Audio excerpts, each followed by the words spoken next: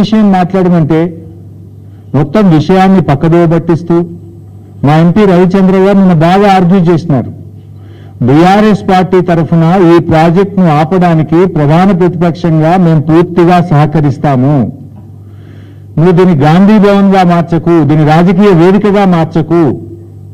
ఈ ప్రాజెక్టును అడ్డుకోపోవడానికి నువ్వు అసెంబ్లీ పెట్టి ఏకగ్రీవ తీర్మానం చేయి, అఖిలపక్షని ఢిల్లీ తీసుకువెళ్ళు అని స్పష్టంగా మా ఎంపీ గారు చెప్తే దాన్ని ఒక రాజకీయ వేదికగా, అబద్ధాలకు వేదికగా నిన్న ముఖ్యమంత్రి గారు మార్చారు. నేను ఉత్తగా మాట్లాడలే. సరే, రేవంత్ రెడ్డి లాగా నేను విజ్ఞత పోగొట్టుకునే మనిషిని కాదు. రేవంత్ రెడ్డి కుసంస్కారి, ఓ సంస్కారం లేని వ్యక్తి. మాట్లాడితే సొల్లు, మాట్లాడితే ఎదుటివారి మీద బుర్ర జల్లడం, నోటికి వచ్చినట్టు వదులుబోత్తనంతో మాట్లాడడం. మాకేమో కొంత ఎథిక్స్ ఉన్నాయి, అట్లీస్ట్ కొంత క్యారెక్టర్తో ఉద్యమాల నుంచి వచ్చిన వాళ్ళం, పోరాటాల నుంచి వచ్చిన వాళ్ళం. మేము మీలాగా అడ్డమైన తొక్కులు కొట్టుకొని వచ్చిన వాళ్ళం కాదు మేము.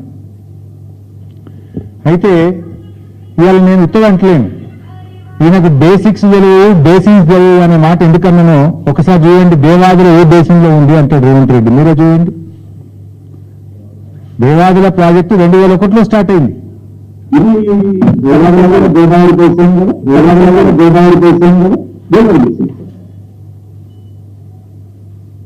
సౌండ్ పెట్టి వాళ్ళు ఒకసారి పెట్టు. 23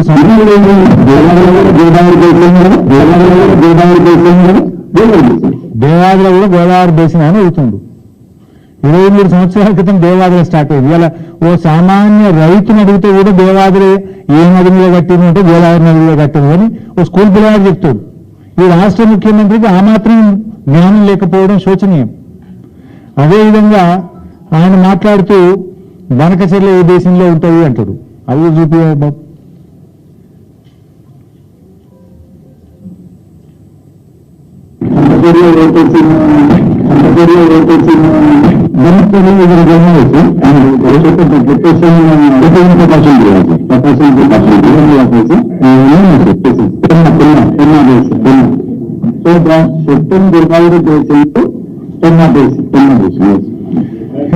రేవంత్ రెడ్డి గారు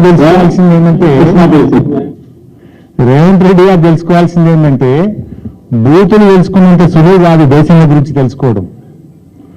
బూతులు మాట్లాడినంత సులువు కాదు దేశంల గురించి అర్థం చేసుకోవడం. రేవంత్ రెడ్డి గారు నీ చిల్లర రాజకీయాలతో నీ అజ్ఞానాన్ని బయట పెట్టుకుని రాష్ట్రం నుండి పరువు తీసుకుని ఉన్నాను.